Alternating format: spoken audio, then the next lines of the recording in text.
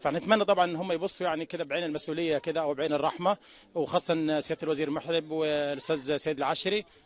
لا لم يتم مد اي مواسير للصرف حتى الان. يعني يمكن احنا عارفين ان هو تم تغطية بعض الترع داخل القرية، لكن هل تم مد مواسير للصرف الصحي داخل القرية؟ لم يتم لنظر القريه في اي حاجه، مش صرف صحي بس. وبعد كده تغطيه الترع دي ضرت الناس مش فادتها.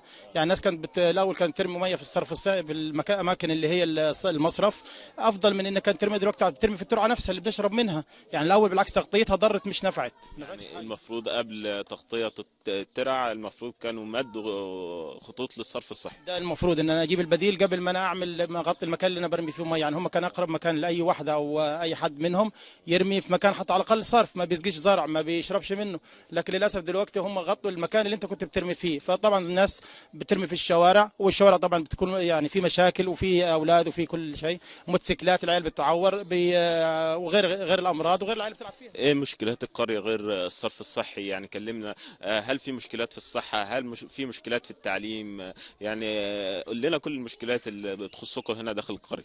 وايه اللي موجود في القريه كويس؟ مش استنى على المشكلات. أنا هو يعني هي اصلا كلها مشكلات، لكن ايه اللي كويس فيها القريه؟ ما فيش ولا حاجه كويسه.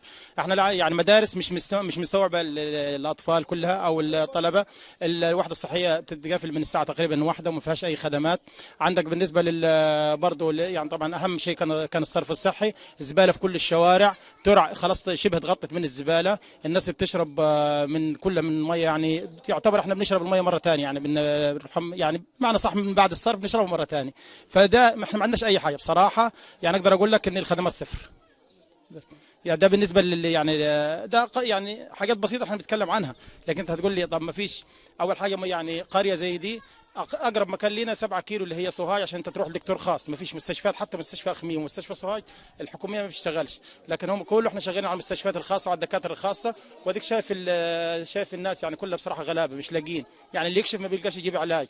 وده كله بسبب ايه؟ بسبب ان المجاري، بسبب ما فيش مدارس. حتى المدارس نفسها يعني دلوقتي بنطالب في عندنا مدرسه قابله للانهيار، ومع ذلك بيطالبوا عاوزين يحطوا لها دور ثالث عشان يشتغلوا فيها. اثناء الحكومة السابقة والفترات السابقة، في حد قدم خدمة لقرية أبار الوقف؟ في حد قدم لكم خدمة في أي شيء في أي مجال داخل القرية؟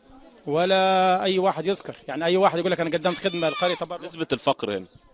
نسبه الفقر تقدر تقول 80%. 80% لم تكن اكثر، بس احنا نقول 80%. التانيين الباقيين اللي هم 20% مستورين شويه، يعني لحد ما مستورين.